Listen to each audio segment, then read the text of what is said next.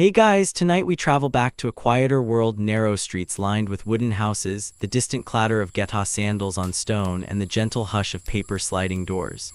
You're in Edo, what we now call Tokyo, during the age of samurai. But don't expect sword fights or dramatic duels. Tonight you're hungry, not for glory, but for dinner.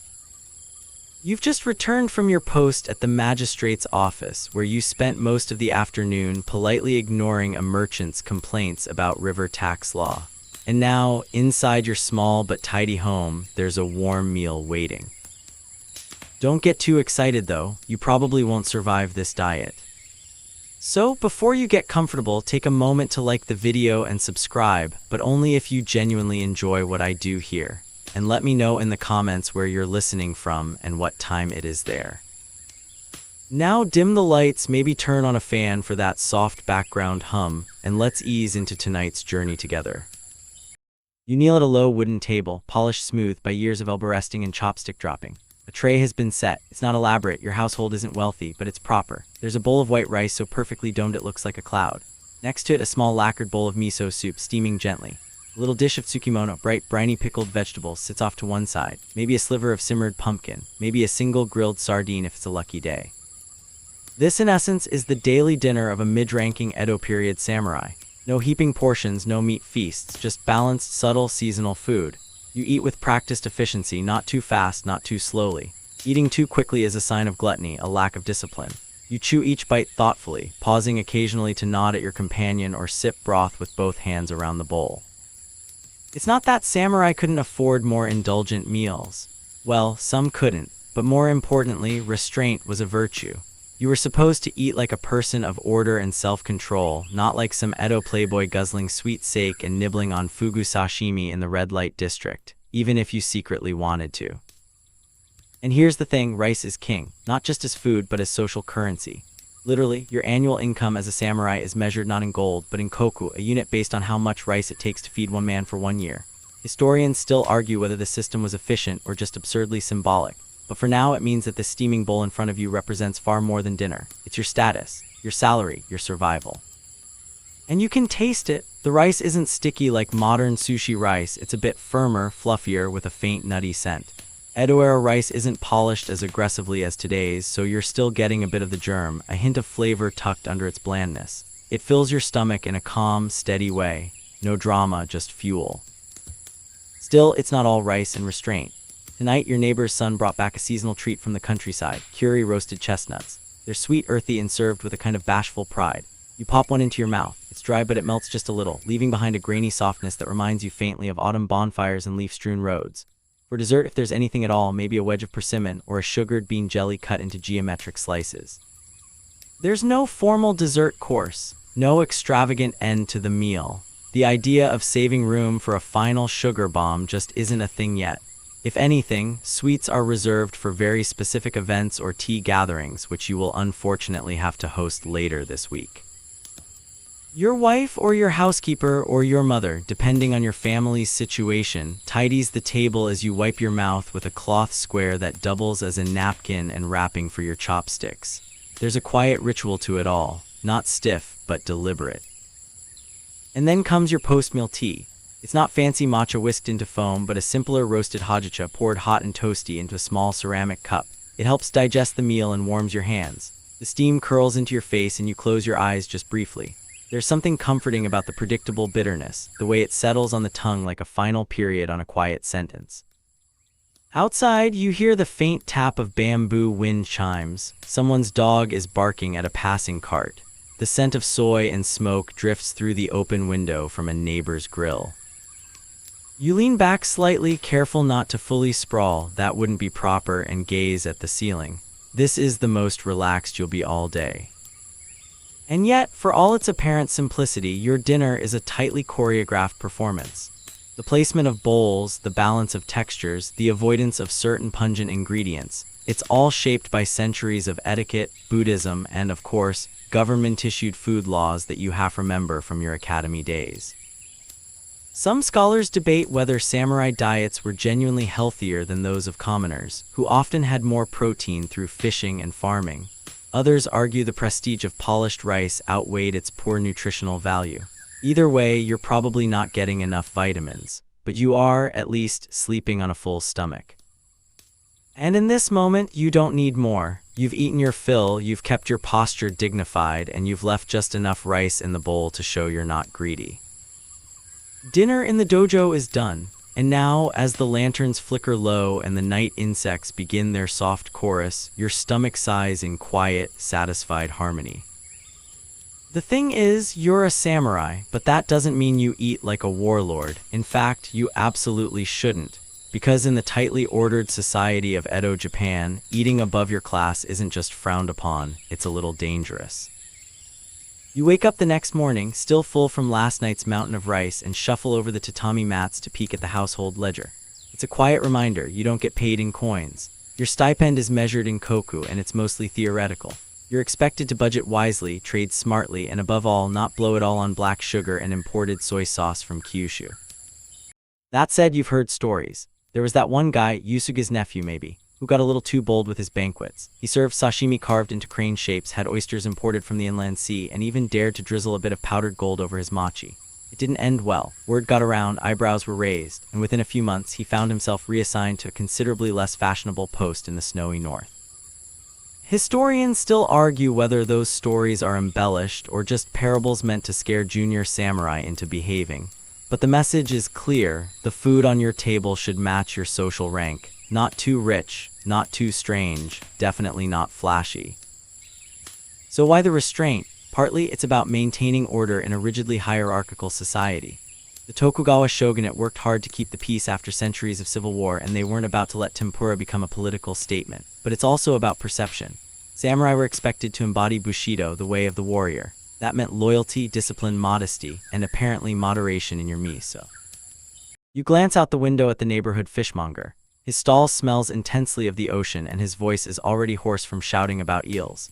He technically has more variety in his diet than you do.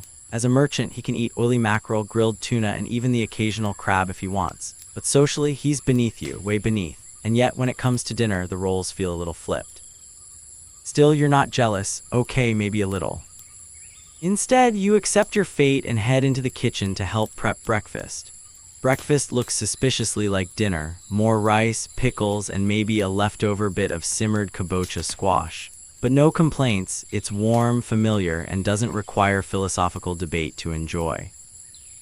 You remember your grandfather's voice, gruff and slow, saying, "A samurai who craves luxury is already halfway to ruin." He said that while sneaking a sweet rice cracker from the market, of course, but the point stands. And then there are the official food edicts. These were real laws issued by the shogunate that dictated who could eat what and when. Some were surprisingly specific. For instance, there were periods when white rice was technically reserved for samurai and nobles, while commoners had to eat a mix of rice and barley. But the irony is, many rural farmers had better access to fresh vegetables and local meats than you did, when they could afford it, that is. There's even a dusty old law half-remembered that once fined lower-class citizens for attempting to mimic the samurai diet, as if copying your bland elegance was a threat to the social fabric. You laugh, but you're chewing. So yes, as a samurai, you're supposed to eat with honor, but that honor is portion-controlled. You dine in quiet, humble restraint. You sip your tea slowly. You admire seasonal ingredients with poetic reverence, even if it's just a carrot shaped vaguely like a sparrow. Still, there's a certain pride in it. You know what to do with a katana, sure, but you also know how to pair pickled plum with grilled daikon. You understand the difference between red and white miso. You've memorized the correct angle at which to bow before receiving a ceremonial sweet. You are, in short, the culinary equivalent of a minimalist monk with excellent posture. And so, as you bite into a slice of dried lotus root, crunchy, vaguely sweet, a little like a vegetable cracker, you remember that food isn't just sustenance here. It's structure, it's social choreography. Every meal is a quiet reminder of where you stand and what happens if you forget. Sometimes you envy the couriers. They get to slurp noodles from roadside stalls without worrying about dignity. Or the monks who forage wild mushrooms and drink their own peculiar tea blends made from roasted grains and toasted bark. You're not even allowed garlic most of the time. It's considered too stimulating for the refined palate of a warrior. The idea that garlic might make you too excitable is probably not wrong, but still, you miss it. Even within your own rank, there are food-based distinctions. High-ranking Hatamoto lords might eat lotus roots stuffed with shrimp or enjoy seasonal jellyfish salads. You get the rice, the miso, and the honor. A satisfying trio, but not exactly the stuff of feasts. You once visited a cousin in Kyoto, a monk-turned-calligrapher who offered you grilled mountain yam on rice with a dash of soy and said, solemnly, "This is the taste of balance." You smiled, nodded sagely, and quietly fantasized about a grilled meat skewer. But you won't indulge, not today. Instead, you fold up your breakfast cloth, adjust your kimono, and prepare to go about your duties. You may not eat like an emperor, but you eat with discipline, with quiet pride, with the kind of austere dignity that makes even a bowl of boiled burdock root feel like a noble choice. And when you step out into the pale morning light, stomach content but not full, you know you're doing it right. You're eating like a samurai should, understated, balanced, and maybe just a little bit hungry. You've made it halfway through your duties for the day, paperwork dispatched, greetings exchanged, not a single duel challenged, and your stomach is already looking forward to lunch. You don't say that aloud, of course. A true samurai doesn't admit to something so base as hunger. But there's a moment just before noon when the scent of grilled fish wafts down the narrow alleys and your stoicism gently wobbles. Lunch, when it arrives, is comfortingly familiar. You're served a tray that looks remarkably like breakfast and dinner: rice, pickles, a soup, and something seasonal. You sit down with the same quiet ceremony, chopsticks in hand, back straight. A thin slice of simmered daikon catches your eye. It's pale, almost translucent, and smells faintly of soy and mirin. You bite in. It's warm, slightly sweet, and just soft enough to feel like it's been waiting for you. Despite how repetitive it may seem, each meal brings small variations. Today's soup includes a sliver of burdock root. Yesterday it was strips of kaniako, that wobbly gray jelly made from the devil's tongue plant, not particularly flavorful but marvelously filling. The texture is somewhere between rubber and noodle, and somehow it makes you feel virtuous just for chewing it. The midday meal isn't indulgent, but it's essential. Samurai often ate 2 full meals a day, morning and evening, with lunch being either lighter or, for some, optional. You're not in the optional camp. Skipping lunch is something ascetics and particularly overworked bureaucrats do. You, noble as you may be, enjoy the steady rhythm of the day: work, eat, reflect, repeat. A brief digression on table manners. You've learned through years of quiet correction that it's improper to rest your chopsticks directly on the table. They go on a small holder or across your bowl. You never stab your food, never lick the chopsticks, never under any circumstances point them at someone. That last one is apparently tantamount to shouting an insult across the table. You once forgot that at a wedding reception, still not living it down. And while samurai culture is famously masculine, the household kitchen was often managed by wives, mothers, or female attendants who knew the unspoken rules even better than you did. They were the real culinary strategists, budgeting, preparing, plating. Some would even pickle their vegetables months in advance, layering them in ceramic crocks with salt, rice bran, and a carefully guarded ratio of seasonings. It was science. It was art. It was mildly terrifying. Sometimes lunch comes with a treat. Natto. Now before you gag, give it a moment. Fermented soybeans may smell like a dojo locker room, but they're packed with protein. And in a time when meat was rare and dairy practically non-existent, protein meant power. You stir the natto with chopsticks until it turns stringy and sticky like culinary spider silk and spoon it over rice. It's intense, but also oddly satisfying, like defeating a particularly stubborn opponent with a well-timed sweep. Historians still debate how widely natto was consumed among samurai. Some say it was a peasant food that trickled up. Others insist certain lords swore by its strength-giving properties. Whatever the truth, your uncle used to eat it before major exams, claiming it sharpened the mind. You're not convinced, but it's better than another pickled plum.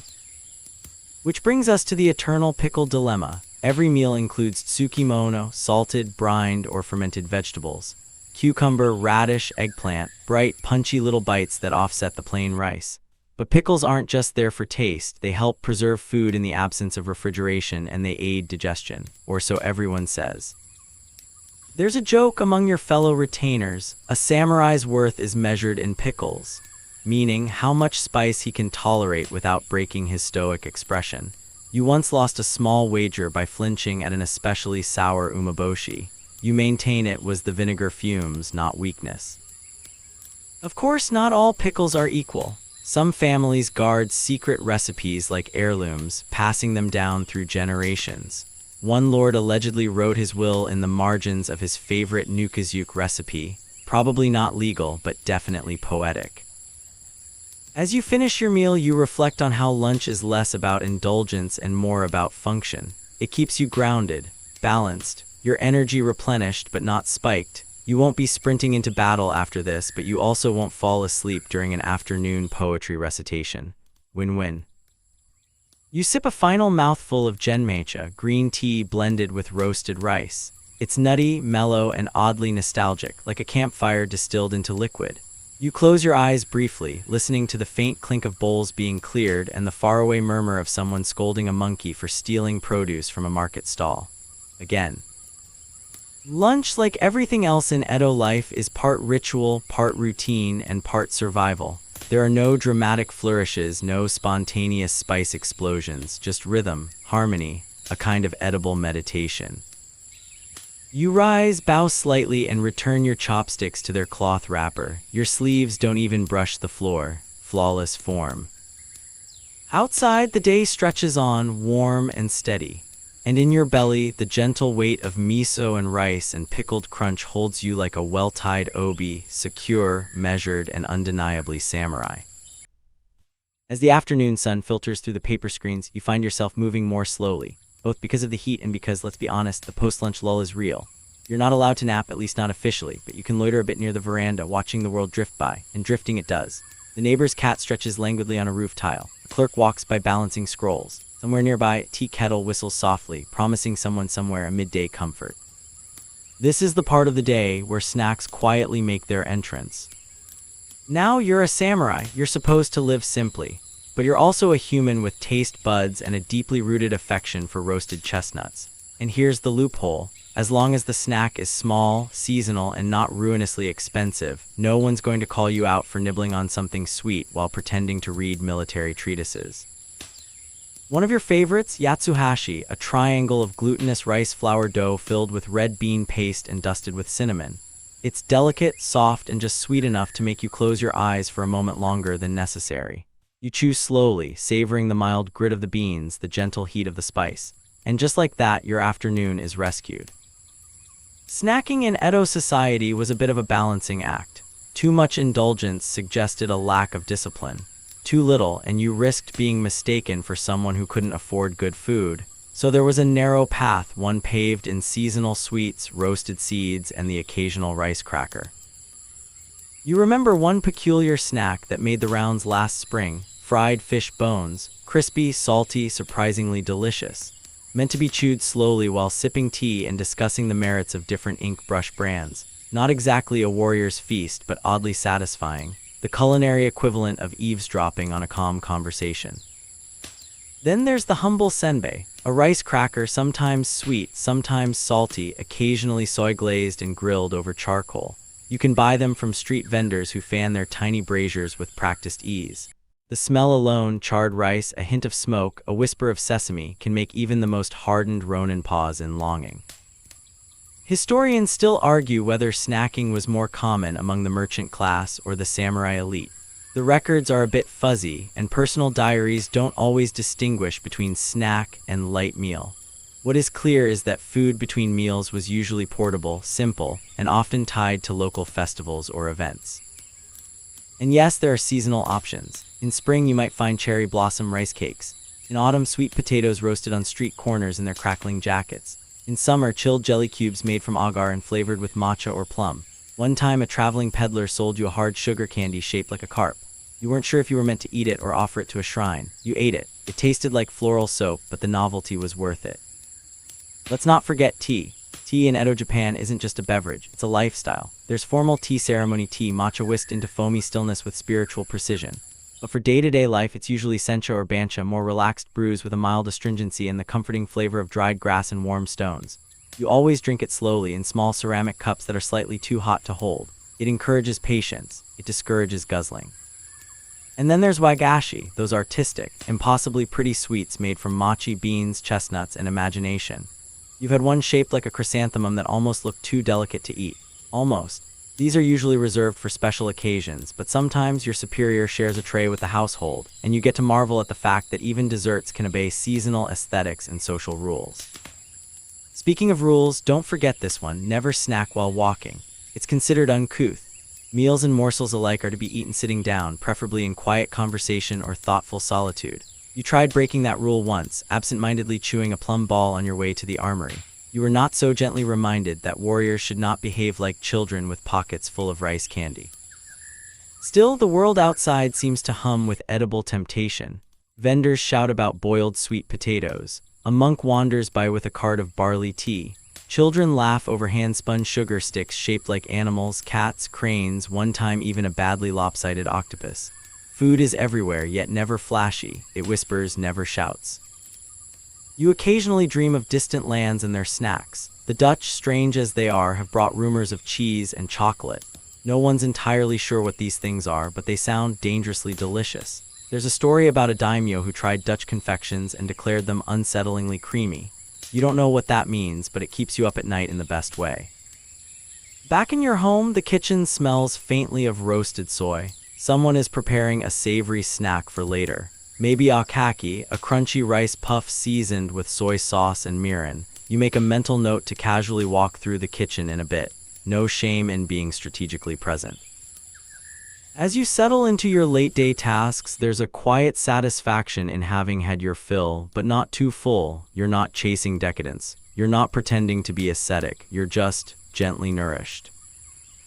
And that perhaps is the true goal of the afternoon snack in Edo, to bring you back to yourself, to your senses, to the rhythm of the day. A small, tasty reminder that life, while structured, is also soft around the edges. By late afternoon, the sun has softened. The harsh glare of midday gives way to amber light filtering through bamboo groves and casting long shadows across the stone paths. You're finishing your paperwork, those endless lists of rice inventories, sword maintenance logs, and extremely polite but passive-aggressive correspondence from rival clans. You stretch your shoulders, crack your knuckles, quietly of course, and begin to think about dinner. Dinner is the main event of the samurai food day. It's the last proper meal before the quiet hours descend. And for someone of your rank, not aristocracy, not peasantry, just comfortably wedged in that sweet middle tier, it's a meal of deliberate simplicity and care. The staples remain the same: rice, soup, a side of vegetables, and a bit of protein. But dinner gives the household kitchen a little more room to show off. Tonight, for instance, you're served grilled saba mackerel with crisp skin and soft, oily flesh. It's been marinated in sake and miso, then cooked over charcoal until the edges sizzle. One bite and your eyes close involuntarily. You pretend it's reverence. It's actually flavor-induced bliss. There's a side of stewed kabocha squash, sweet and soft, absorbing the flavors of soy, mirin, and dashi. A cucumber and wakame salad adds a cool, vinegary crunch. And somewhere on the tray, there's a lonely-looking pickled plum daring you to try it again. You do. It's still wildly sour. You still regret it. Dinner is usually eaten with family or fellow retainers, seated on tatami mats around a low table. There's quiet conversation, sometimes a shared poem or two, and the occasional debate over whether millet and rice is acceptable or an insult. You, for the record, are team acceptable. It stretches the rice supply and adds a satisfying chew. Plus, you're pretty sure your mother used it to keep your hair shiny. Multi-purpose grain. But let's pause here and talk about one of the great unsung heroes of Edo cuisine, tofu. Now you may think of tofu as modern vegetarian fare, but in Edo, tofu was both commonplace and revered. It was high in protein, cheap to produce, and incredibly versatile. You've had it grilled and brushed with soy yakidafu, simmered in hot broth yudofu, and even mashed into patties with chopped vegetables. One cook you knew swore by tofu scrambled with miso and leeks. It was strange but oddly delicious, a kind of Edo-Era comfort food. Tofu even had entire books written about it. There's a real one called Tofu Hyakuchin, 100 Tofu Delicacies. It's not exactly bedtime reading, but the fact that someone sat down and penned a culinary love letter to soybean curd tells you everything you need to know about its cultural status. Historians still argue whether tofu was seen as a humble staple or a subtle luxury. Its flexibility blurred class lines. Peasants could afford it, and samurai with their refined tastes and modest allowances could admire its simplicity. You once tried to wax poetic about tofu's spiritual purity during a sake night. You were gently escorted to bed. Speaking of spiritual purity, let's circle back to soup. Tonight's is a clear broth, asuimono, light, elegant, and just salty enough to warm you from the inside out. It contains a single slice of carrot, a twist of mitsuba, wild Japanese parsley, and a floating triangle of tofu. You sip slowly, the steam curling against your nose like a polite ghost. This, you think, is peak serenity. Then someone knocks over a chopstick, so much for that moment. Dinner can also be an occasion for leftovers. Edo homes didn't waste food, and reheated rice often made its way into achezyuk, a humble dish of rice doused in hot tea or broth topped with nari, pickles, or grilled fish scraps. You love achezyuk. It's the edible equivalent of a warm blanket and a kind whisper. And while meat was technically frowned upon thanks to Buddhist influence, it wasn't entirely absent. Wild game, when available, was sometimes consumed under euphemistic names. Boar became mountain whale. Venison, if cooked just right, passed as field fowl. You once had something your host swore was special root stew. You're still not convinced it wasn't raccoon.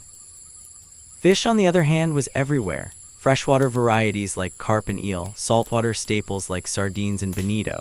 Eel, or unagi, was especially popular during the hottest months, believed to restore stamina. Grilled with sweet soy sauce over rice, it was pure indulgence. You haven't had it in months, but you still dream about it on particularly hard days. Dinner isn't rushed. There's a rhythm to the way everyone eats, slow, deliberate, contemplative. Not because of rules, but because that's just how it's done. You chew each bite fully, savor each slurp. You once read that the samurai ideal was mindfulness in all things.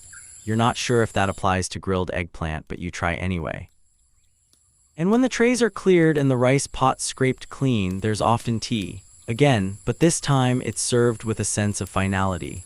The day is winding down. The conversation quiets. Outside, the cicadas start their evening chorus, a sound so rhythmic it feels like a lullaby for the entire town. You step outside briefly, stretching your legs. The sky is deepening into plum and navy, the first stars blinking into view. Someone a few houses over is playing the shamisen softly. It sounds like silk unraveling in moonlight. Your stomach is full, not stuffed, and your spirit feels calm, even if your knees are complaining from all that sitting. You've eaten well, but modestly.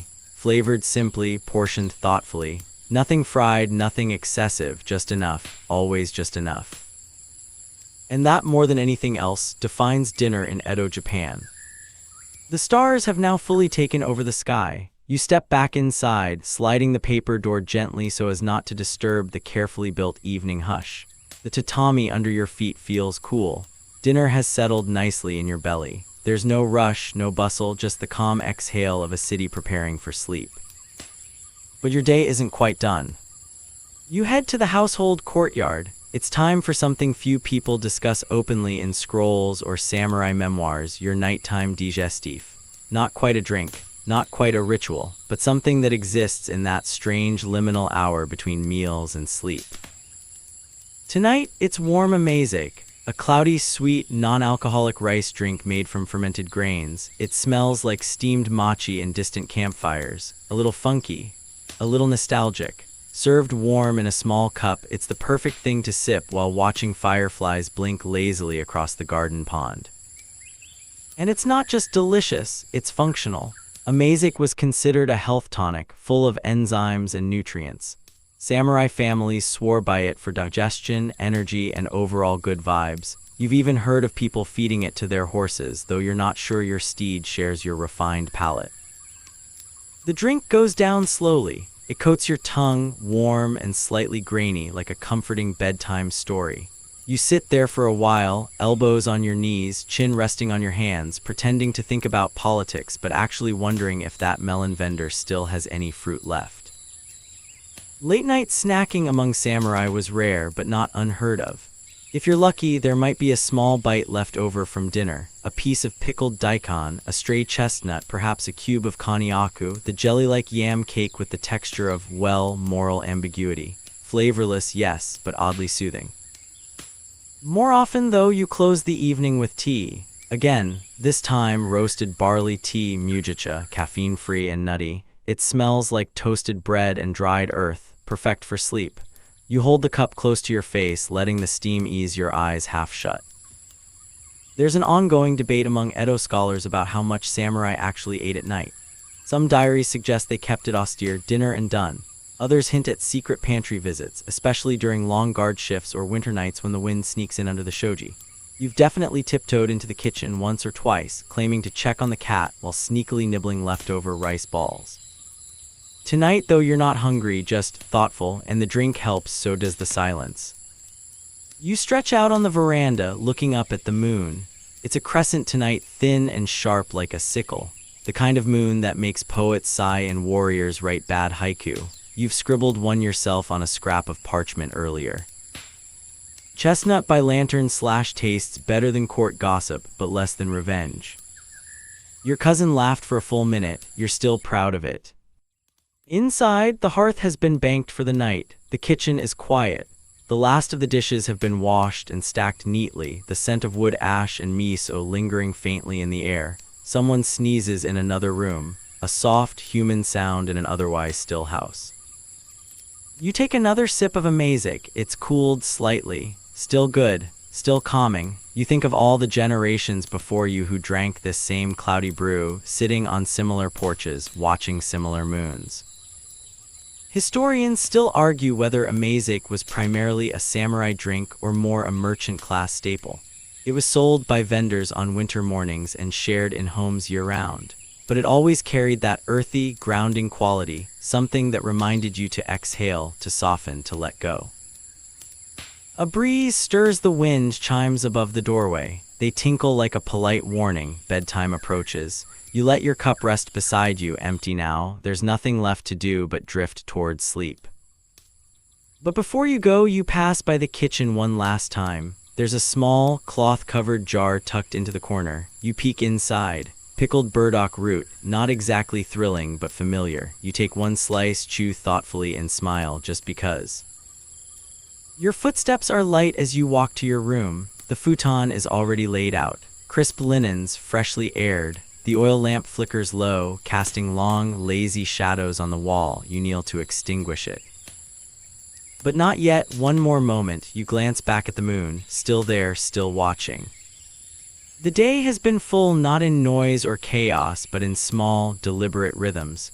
Meals that grounded you, flavors that whispered stories, drinks that wrapped your thoughts in soft cloth and lulled them to stillness. You finally lie down. Your stomach is quiet, your mind softer now, like silk stretched gently on a loom. The taste of Amazic still lingers faintly at the back of your throat, sweet, fleeting, just right. Sleep hasn't taken you yet, not fully. You're somewhere in that between space, half wrapped in dreams, half listening to the sounds of the house settling around you. Floorboards creak. Wind rustles the paper doors. A dog barks far off, possibly at nothing, maybe at everything. Your thoughts drift naturally, of course, back to food. Not because you're hungry. No, you're still quite satisfied from that grilled mackerel and barley tea. But your brain, unburdened by the tasks of the day, now wants to wander through other culinary curiosities of Edo life. And tonight, your dreams begin in the kitchens of castle towns. Imagine, if you will, a samurai kitchen, not a peasant hearth, not a merchant's busy pantry, but a proper kitchen in a mid-level samurai estate. You step into it, ducking under a hanging rack of ladles and sieves, your sleeves tucked high. The floors are worn wood, the walls smoky from decades of open fire. There's no refrigerator, of course, no gas stove. Everything here relies on charcoal braziers, clay ovens, and an elegant sense of timing. The fire crackles under a large iron pot, probably miso soup, bubbling gently. A kettle whistles like a sleepy cricket. You hear the rhythmic thunk of a knife on a wooden board. One cook is gutting a fish with almost meditative grace. Another is slicing burdock root into impossibly thin slivers. There's a woven basket of shiitake mushrooms rehydrating in a basin of cool water, and nearby, strips of kombu seaweed are laid out to dry. Everything has its place, its time, its silence. And here's something charming. Kitchens in Edo homes often had a small shrine tucked into the corner. A few rice grains left as offerings, maybe a splash of sake. The Kamadogami kitchen gods were believed to ensure safety and culinary success. You bow politely because offending stove deities is a bad idea no matter the century. Historians still debate whether these kitchen gods were purely symbolic or genuinely worshipped. But to you, it feels real.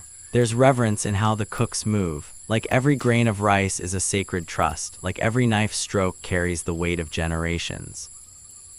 Let's talk ingredients. You spot a few staples on the shelves: soy sauce, miso paste, dried bonito flakes, sake, and vinegar. These 5 are the holy grail of Edo flavor. Combine them in different ratios and you unlock 1,000 different dishes. There's also a small stash of sugar, rare and expensive, mostly imported from Ryukyu or Dutch traders in Nagasaki. It's doled out with care, a sprinkle here, a glaze there. You once saw a cook cry after someone knocked over a jar. Real tears. Sugar was serious business. Vegetables come next. Daikon, burdock, lotus root, eggplant, leeks, and bamboo shoots. Edo-Era cooks loved things that could be simmered or pickled or turned into elaborate side dishes. You've eaten a salad that took 2 days to prepare and lasted 2 minutes on the table. And rice, always rice. The rice is polished daily by hand in large wooden tubs, then steamed in a thick-lidded pot. A good samurai household takes its rice seriously. If the grains aren't glossy and separate, someone is going to get a strongly worded poem about it. There's an old saying, rice is the soul of the people. You believe it. You've had conversations stall over the merits of Koshihikari versus Hidombor varieties. Someone once stormed out over soggy grains. That friendship was never quite the same. Even kitchen knives had personalities. Forged by master blacksmiths, these blades were often passed down through generations. They weren't just tools, they were heirlooms kept sharper than most political alliances. You've watched a cook whisper to one before slicing a radish and you didn't dare laugh. Then there's preservation. Without refrigeration, Edo kitchens relied on pickling, drying, fermenting, and salting. You've seen entire racks of persimmons hanging outside windows, slowly turning into chewy, sweet hoshigaki. You've gnawed on dried squid during long watch shifts. You've spooned pickled plum paste onto barley crackers when the rice ran low.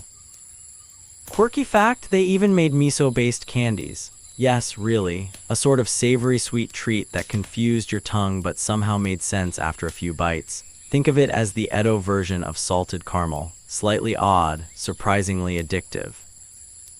And in the corner, nestled near the storage jars, there's always a small barrel of rice bran, a magic dust used for pickling vegetables through nukazu, a fermented method that adds tang and funk. The process is temperamental. The mixture has to be stirred daily like a pet with needs. Neglect it and things go sideways. The result, though, is a crunchy cucumber or carrot with a flavor so complex it makes modern pickles weep. You've even tried your hand at it. Once, you stirred the bran with a little too much enthusiasm and got a face full of sour rice dust. The pickles were decent. Your pride took longer to recover. As you watch the kitchen wind down, you catch the quiet satisfaction on the cooks' faces. They fed a household, soothed a dozen stomachs, and sent people towards sleep with full bellies and contented hearts. There's no applause, no glory, just the comforting scrape of rice pots and the gentle clink of dishes being stacked.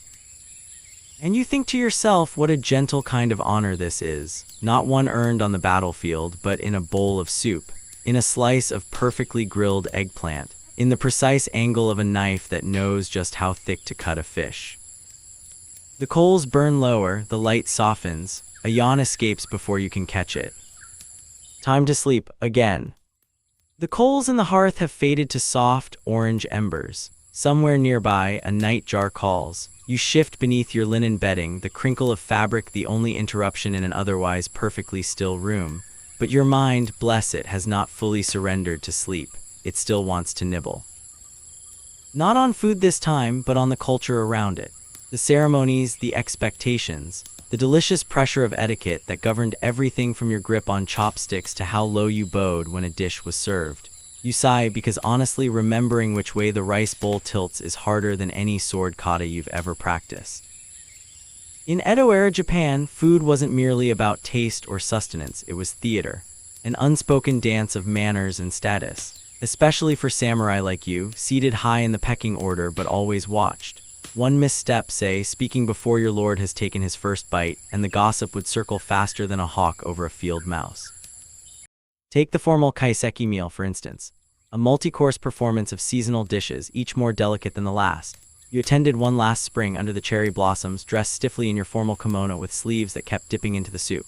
You tried to enjoy the food, you really did, but between calculating which direction to pass the sake bottle and remembering not to slurp too loudly, the stress had your eyebrows sweating.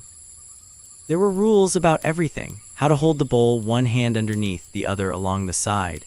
Never grip it like a barbarian. How to bow before eating, just a gentle incline of the head. And never ever stick your chopsticks upright into a bowl of rice. That's reserved for funerals. Do it at dinner and you'll kill the vibe faster than sour miso.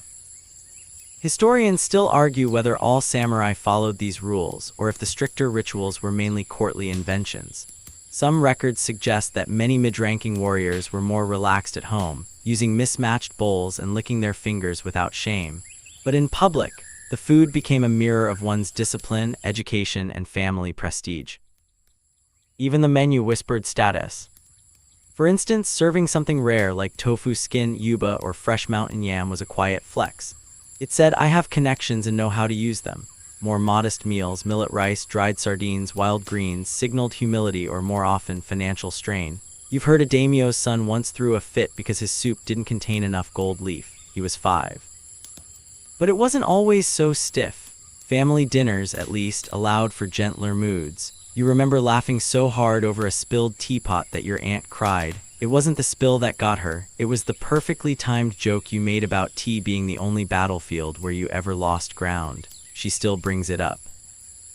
Let's not forget communal dining at the dojo. Picture a dozen sweaty, sore samurai trainees crowded around low tables, all elbowing for the last bite of pickled ginger. Rank dissolved during mealtimes. You were all just hungry humans devouring bowls of rice with wild abandon. There was even a chant, half song and half taunt, recited by the slowest eater. He who chews slowest trains hardest tomorrow. It's motivating, but also unfair to anyone with a sore jaw. Quirky fact, some samurai schools even used mealtime as training for poise. A student might be ordered to eat an entire meal in silence, eyes cast downward, without spilling a grain of rice or reacting to surprise, like, say, the sudden clanging of a dropped plate.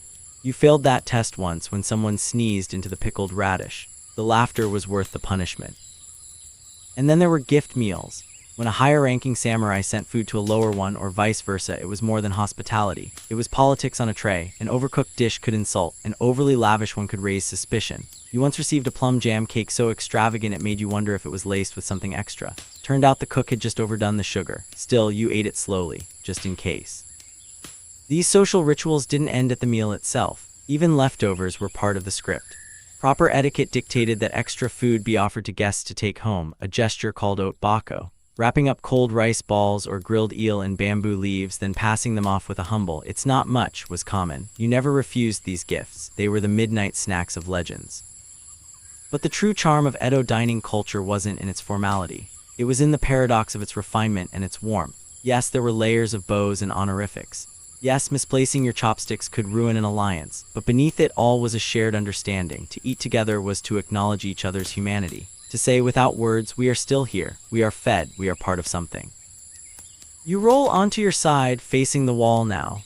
The moon's glow slants in across the floorboards, faint as mist. You think back to your own kitchen, the one waiting for you, where you'll bow to the fire spirits in the morning, grind miso by hand, and maybe, just maybe, forgive yourself for breaking a teacup last week. It was a clean break. You glued it with gold dust lacquer. Kintsugi, the art of visible mending. A flaw made beautiful, like overcooked rice shared with laughter, or formality softened by familiarity. You close your eyes, one last image flits through your mind, a pair of chopsticks resting carefully on a porcelain holder shaped like a sleeping cat. You bought it on impulse. It's ridiculous, you love it. The night deepens. Outside, the soft patter of rain begins, like the gentle tapping of a wooden drum on the rooftops.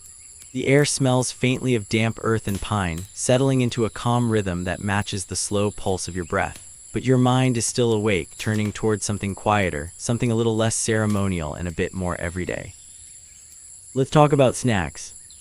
Yes, snacks. You might think of samurai as serious warriors, polishing their swords and honing battle strategies, but they had cravings too. You're probably surprised to learn they indulged in snacks as much as anyone else. It's true. And sometimes, these snacks tell you more about their lives than any armor or scroll ever could. During the Edo period, the streets were bustling with yadai, tiny food stalls selling all kinds of bite-sized treats. You can almost hear the soft calls of vendors, hawking dango, sweet rice dumplings, or piping hot teiyaki, fish-shaped cakes filled with red bean paste. These weren't just snacks, they were moments of respite amid the relentless pace of city life. One of the most popular treats was senbei, a crispy rice cracker. You crunch into it slowly, savoring the smoky soy glaze that coats each piece. They were perfect for carrying on long journeys or munching between practice sessions. Samurai often kept small packets tucked away in their robes for emergencies or boredom. You might think the warrior class would disdain such humble fare, but actually they appreciated the simple pleasure. Here's a fun tidbit. Some samurai even enjoyed sweet yakin, a jelly made from red bean paste and agar. It's smooth, subtly sweet, and melts on your tongue like a tiny, edible meditation. You can imagine a samurai sitting quietly after a meal, savoring this calm sweetness as a reward for discipline. Historians still debate how widespread these snack habits really were among samurai. Some argue that snacking was more common among commoners, with samurai preferring to adhere strictly to formal meals. Others suggest the opposite, that these treats were prized luxuries, symbols of status and good taste. Either way, the existence of snack culture adds a delicious layer to the picture. And speaking of layers, let's peel back a few on Cha no Yu, the tea ceremony. Tea wasn't just a drink, it was a ritualized art form and surprisingly a break from samurai rigidity. You've probably seen a Cha no Yu demonstration on TV, all slow movements and delicate gestures. But the real tea rooms were cozy spaces where warriors could relax, reflect, and momentarily shed their armor, both literal and figurative. During these ceremonies, the host would prepare matcha, the finely powdered green tea, with meticulous care, whisking it into a frothy cup. The ritual was designed to slow down time, encouraging mindfulness. It's the Edo version of a spa day, but with more powdered leaves and less cucumber slices. Quirky detail: tea utensils were sometimes treated like family heirlooms, passed down for generations and cared for with religious devotion. There's even a famous story of a samurai who risked his life to retrieve a stolen tea whisk. It was worth more to him than a sword. But tea wasn't always sweet or calming. Some records mention that samurai drank sobacha, roasted buckwheat tea, which has a nutty flavor and a caffeine kick just enough to keep you alert without turning you into a jittery mess. Think of it as Edo's answer to your late-night coffee run, only with less risk of a heart attack. Then there's amazake, a sweet, low-alcohol rice drink. It was often served during winter festivals or after intense training sessions. Warm, slightly creamy, and just a little fizzy, amazake was like a gentle hug in a cup. Some say it helped recovery and boosted morale, though historians still argue about the actual health benefits. You can almost taste it now, that sweet, smooth warmth spreading through your body. Imagine the cold wind outside, biting at the edges of your kimono while you sit indoors sipping amazake, feeling the slow melt of fatigue. And let's not forget the humble pickled plum, or umeboshi. These sour little balls of preserved fruit were a staple in samurai lunches. They were believed to aid digestion, prevent fatigue, and even ward off bad spirits. You might wrinkle your nose at the idea of eating something so intensely salty and sour, but samurai swore by them. In fact, some carried umeboshi as portable first aid, applying the juice to wounds or using it to settle upset stomachs during long campaigns. Quite a versatile snack, that one. You probably wouldn't want it for your midnight craving, but you respect its utility. You close your eyes and picture a samurai sitting cross-legged beneath a tree, peeling back a layer of bamboo leaves to reveal a small bundle of umeboshi and rice balls. The quiet crunch of a snack, the distant call of a temple bell, and the cool rustle of the leaves all blend into a perfect moment. As the rain patters softly outside your window, you start to feel the gentle pull of sleep again. You imagine the samurai laying down their snack wrappers, wiping their hands on a cloth, and closing their eyes under the watchful gaze of the moon. Your thoughts slow, your breathing deepens, and somewhere between the flavors of the past and the comfort of the present, you drift gently toward rest. The gentle glow of morning light spills softly through the paper screens, casting warm rectangles on the polished wooden floor. The air is cool, still carrying the faint scent of last night's rain, mingling with the earthy aroma of freshly ground tea leaves. You stretch quietly, your body waking with the familiar ache of yesterday's training, and your thoughts wander once again, this time to the breakfast table of an Edo-Era samurai.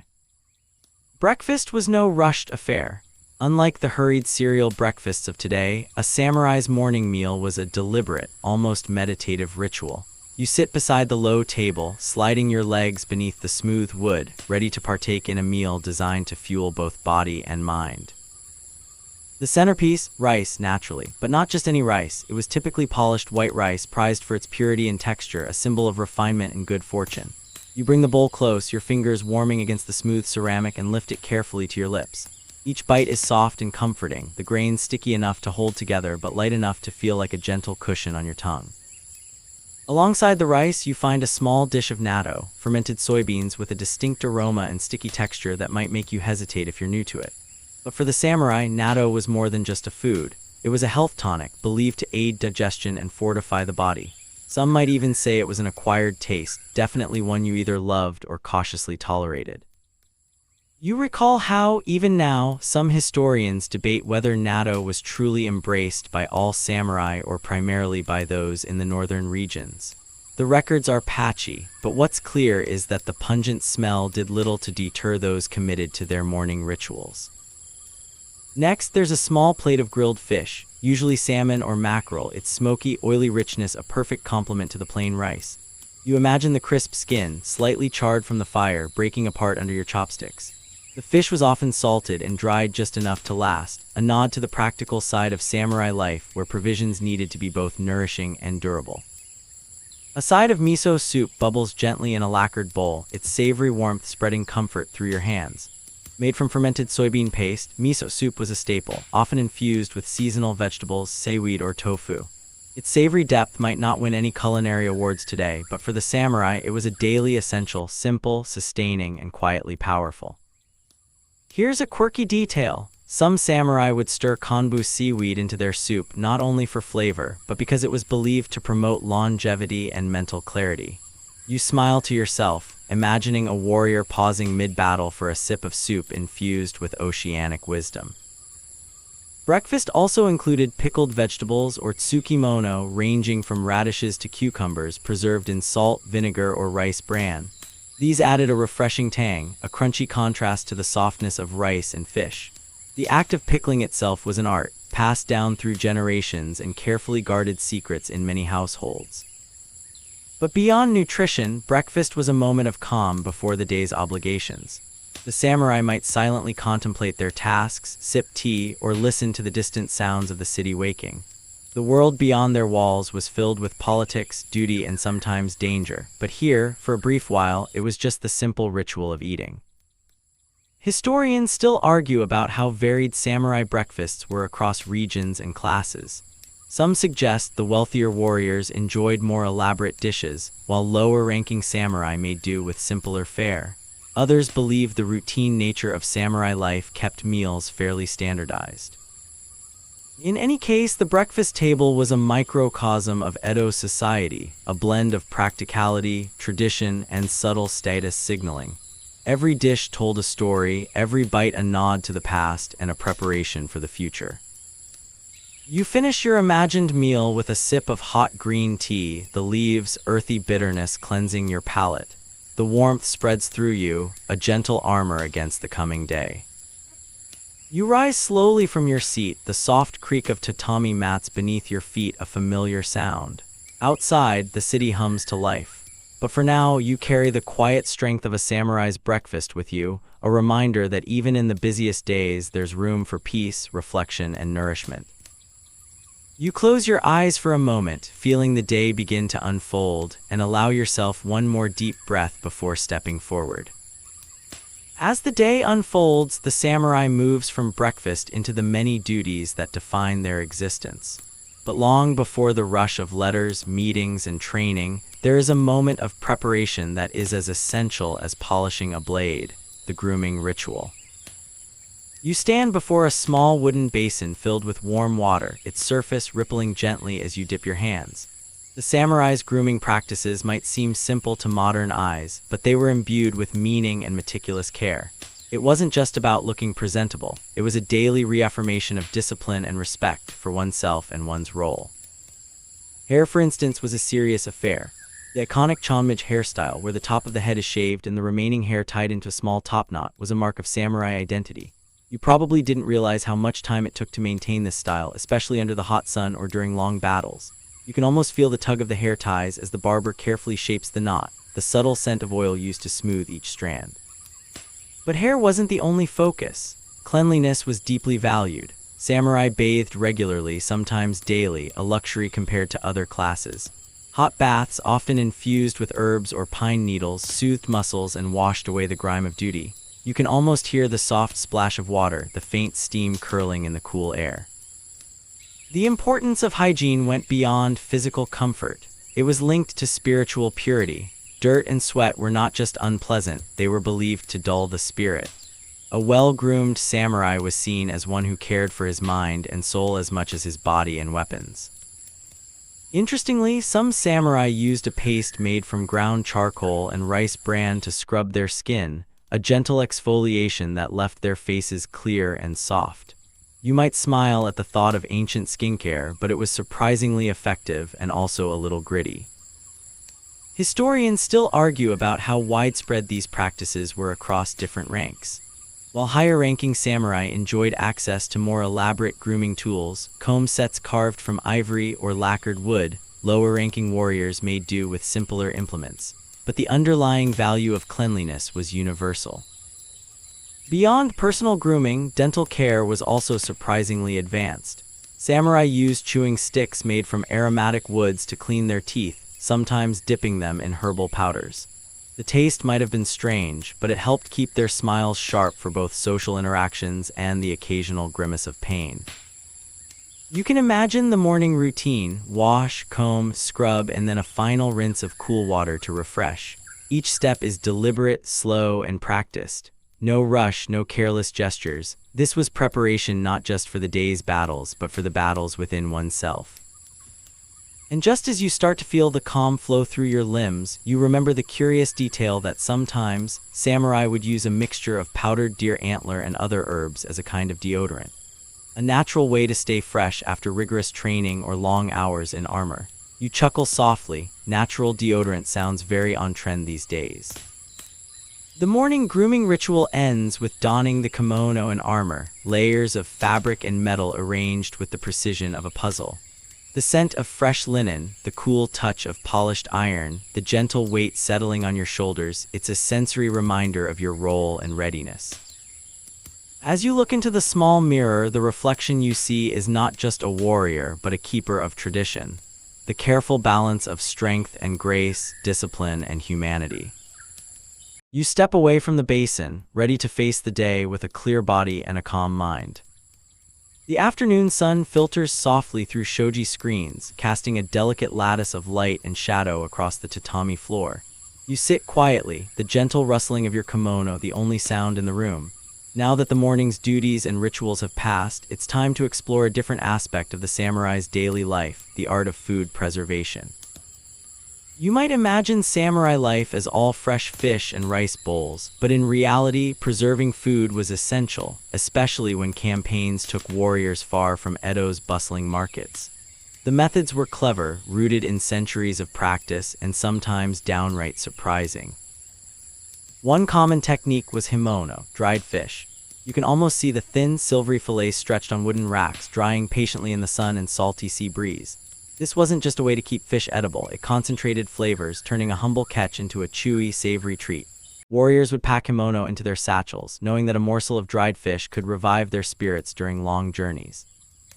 But drying was just the beginning. Pickling was another vital preservation method, often used for vegetables like daikon radish or cucumbers. The process involved salting, fermenting, and sometimes wrapping the produce in rice bran. The resulting tsukimono offered bright bursts of flavor and a welcome contrast to the otherwise mild staples of the samurai diet. There's a charming detail here. Some pickled vegetables were wrapped in bamboo leaves and tied with straw, creating tiny bundles that looked almost like gifts. You can imagine a samurai unwrapping one of these parcels, appreciating the care behind even the simplest preserved foods. Historians still argue about how much pickled foods were eaten daily versus reserved for travel or special occasions. Some suggest pickling was a luxury due to the time it took, others see it as a practical staple. Salting meat was another method, though less common since the samurai diet favored fish and vegetables. Yet when available, salted beef or horse meat would be thinly sliced and dried into jerky. You might wrinkle your nose at the idea of eating horse meat today, but in some regions, it was prized for its energy-giving properties. Speaking of energy, samurai sometimes carried kuri, chestnuts dried and stored for long-lasting nutrition. These sweet nuts could be eaten raw, roasted, or even ground into flour. You might find yourself nibbling on a few while imagining the crunch and subtle sweetness, perfect for those quiet moments between battles or practice sessions. There's a quirky practice you'll appreciate: some samurai preserved eggs in miso paste. The fermentation gave the eggs a rich, creamy texture and a slightly tangy flavor. This was considered a delicacy and sometimes even a remedy for fatigue. The art of preservation extended beyond food to include rice cakes wrapped in leaves, pickled plums, and dried seaweed, all carefully prepared and stored. These methods ensured that a samurai's diet remained varied, even when fresh ingredients were scarce. And while you're imagining these preserved foods, consider the role of seasonal rhythms. Preservation techniques changed with the time of year. Spring and summer meant more drying, while autumn brought fermenting and pickling to prepare for winter. These preservation methods weren't just about survival. They reflected a deep respect for food, nature, and the cycles of life. There's a slow, meditative quality to watching fish dry in the sun or checking on fermenting vegetables, an echo of the samurai's own practice of patience and mindfulness. So next time you see a simple jar of pickles or a pack of jerky, you might remember the samurai who treasured these humble foods, their flavors steeped in history and care. Outside, the afternoon light fades gently, and you feel the day's pace slow once more, inviting rest. Evening begins to settle softly over Edo, painting the sky in muted hues of lavender and amber. The city's noises, the clatter of wooden carts, distant voices fade into a calm hum as you return your thoughts to the samurai's evening meal, a ritual blending sustenance and subtle ceremony. Dinner, or yorugohan, was typically the largest meal of the day. You imagine a quiet room, the low table set carefully with bowls and plates. The food was simple but thoughtfully prepared, designed not to overwhelm the palate but to nourish and soothe. Rice remains the staple naturally, its fluffy warmth anchoring every meal. But alongside it, small servings of simmered vegetables, nimono, offer gentle flavors: tender lotus root, carrots, and burdock, slow-cooked in a light soy broth. The aroma is faintly sweet and earthy, a soft invitation to savor each bite. You might smile at the idea that these vegetables weren't chosen just for taste, but for their symbolic meanings. Lotus root, with its holes, symbolized a clear future. Burdock root stood for steadfastness. Such subtle details show how food and philosophy intertwined in samurai life. The centerpiece of the evening meal was often grilled or simmered fish, echoing the morning's fare but with a comforting variety. Mackerel or sea bream, seasoned lightly with salt, would be served with the skin crisped to a delicate crunch. You almost taste the smoky, oceanic richness. A curious fact: some samurai enjoyed unagi, freshwater eel believed to boost stamina during the hot summer months. Imagine the surprise of finding a samurai savoring something akin to sushi's rich cousin, centuries before sushi's global fame. Soup returned again, often miso, but sometimes a clear broth with seasonal mushrooms or tofu. The warm liquid was a quiet companion to the meal, calming the stomach and mind. You remember the morning's herbal infusions and wonder at the continuity of taste and care. Pickled vegetables, the tsukimono, reappear as well, adding that signature tang and crunch. You think about the bundles wrapped in bamboo leaves and the subtle joy of unwrapping such a tiny gift at day's end. Historians still debate whether samurai meals were strictly regulated by social rank or allowed some regional and seasonal variation. Some evidence points to considerable diversity, especially among samurai families of differing wealth and influence. An unexpected note is the role of sweets, often modest rice cakes or sweetened beans, served after dinner or during tea ceremonies. Far from today's sugary rush, these sweets offered slow-release energy and a mild sweetness to close the meal. Tea ceremonies, sometimes held after dinner, weren't just about drinking tea. They were moments of reflection and connection. The quiet clink of porcelain, the gentle swirl of hot water, and the delicate taste of matcha grounded the samurai in a peaceful present. As night deepens, you imagine the samurai leaning back, feeling the comforting fullness of a well-prepared meal. The The warmth spreads through their body, a subtle armor against the evening chill. And there's something profoundly calming about this cyclical pattern of meals, rice and fish, soup and pickles, tea and sweets, a rhythm echoing the slow, steady cadence of samurai life. You close your eyes for a moment, savoring this sensory memory of an Edo evening.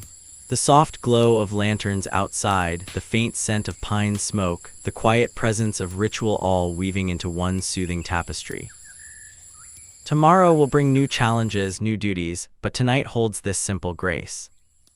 The night deepens, and as the samurai prepares for rest, your thoughts drift to the practices surrounding sleep and nighttime routines, an often overlooked but fascinating part of Edo-Era life. You settle in, imagining the quiet transition from the bustling day to the stillness of night. The samurai's sleeping arrangements were modest yet comfortable. Futons, carefully laid on tatami mats, offered a soft place to rest, and the layering of quilts ensured warmth through cooler nights. You can almost feel the smooth cotton under your fingertips and the gentle give of the mattress as you lie down. Before settling in, many samurai engaged in a brief evening ritual. Some practiced gentle stretches or breathing exercises, preparing the body and mind for restful sleep. You might picture a warrior slowly bending, reaching, and releasing tension, the motion as calm and deliberate as a tea ceremony. The bedroom was simple, free of distractions, with sliding doors softly shutting out the world. The only illumination might be the faint glow of an oil lamp or the moonlight filtering through paper screens. You breathe in the faint scent of cedar wood and shoji paper, subtle and soothing. Sleep aids in the Edo period were natural and gentle. Some samurai brewed herbal teas from ingredients like chamomile or valerian root, believed to calm the nerves. The taste might have been earthy and mild, a comforting signal that the day's work was done. You remember earlier mentions of unique concoctions like powdered deer antler or fermented egg mixtures, and wonder if any of these made their way into nighttime remedies. Historians still argue whether such exotic preparations were common or reserved for special cases. Interestingly, some samurai relied on ambient sounds to aid sleep, like the soft rustle of bamboo leaves or the distant trickle of water from garden streams. The notion that nature's gentle noises could soothe a restless mind feels surprisingly modern. The samurai's nightwear was practical, a simple kimono or loose robes that allowed easy movement. You imagine the soft rustle of fabric as they settle into bed, the quiet folding of clothes before sleep. One curious custom was to leave the armor and weapons carefully cleaned and laid out nearby. This was both practical and symbolic, a readiness for sudden duty even in rest. You might smile at the image of a samurai dozing lightly, one hand resting near a polished sword. Historians debate how deep samurai sleep really was. Some suggest their heightened vigilance meant lighter sleep, while others believe the calm rituals encouraged restful slumber. You feel the calm wash over you as your imagined samurai closes their eyes. The day's lessons, meals, and rituals fade gently, replaced by the soft embrace of night. Outside, the lanterns flicker and fade. The city's distant murmurs grow quieter. The cool night air slips through a slightly open window, carrying the faint scent of pine and earth. You rest with them now, the steady rhythm of Edo nights drawing you toward your own peaceful sleep. Night deepens further, and the city outside your window finally falls silent. You, as the samurai, lie quietly on your futon, the day's rhythms gently fading like the last embers of a hearth fire. But before you drift fully into dreams, there is one final piece to this daily mosaic, the thoughts and reflections that accompany your twilight hours.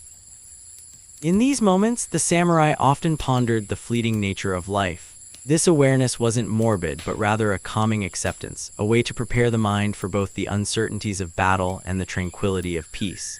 You imagine the soft breath, steady and slow, syncing with the gentle flicker of candlelight. Some samurai kept small journals or wrote poetry in these quiet hours.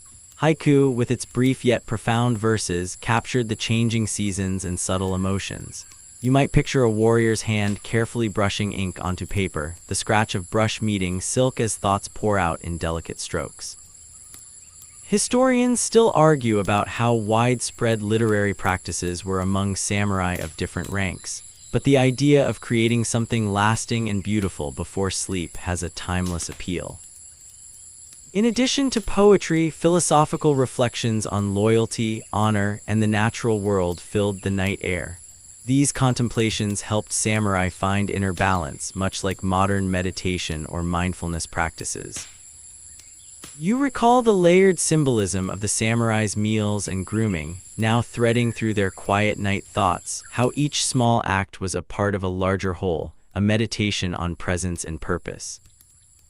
Occasionally, soft sounds would punctuate the silence, a distant owl's call, the rustle of a night breeze, or the faint murmur of water in a nearby stream. These natural whispers were companions, reminders that even in solitude, the world continues its gentle dance. Some samurai practiced simple prayers or rituals before sleep, offering thanks for the day and seeking protection for the night. This quiet spirituality blended seamlessly with their daily lives, grounding them in a sense of connection beyond the self. You can almost feel the slow settling of your body, the gradual loosening of tension as you sink deeper into rest. The softness of the futon, the faint coolness of the night air, and the rhythmic pulse of your breathing combine into a lullaby of peace. As you close your eyes, the image of Edo's lantern-lit streets, the careful preparation of meals, the soothing rituals of grooming and rest, all weave together in a comforting tapestry. Your journey through a samurai's day draws to a gentle close, leaving behind a sense of calm, discipline, and quiet reflection. And as you drift off, know that this slow, mindful life still whispers through history, inviting you to rest and dream alongside it. Wind down. The night grows still around you now, a soft blanket settling over the world. With each breath, feel the gentle calm of a life lived with purpose and care, a rhythm both simple and profound. Let your thoughts ease away, like leaves drifting slowly on a quiet stream. Remember the quiet rituals of the samurai, the soothing warmth of tea, the gentle cleansing of morning water, the mindful steps of preparation and reflection. These moments, small and tender, offer a peaceful harmony that reaches across centuries. As your body sinks deeper into rest, imagine the fading glow of lanterns, the subtle scents of pine and rice, and the whisper of wind through bamboo. The world softens, and so do you. Now let go of the day's worries and allow sleep to carry you gently onward. The samurai's quiet night is yours too, a calm harbor where dreams may wander freely and softly. Sleep well, and when you wake, may you carry a bit of this calm into your own day. End of script, sweet dreams.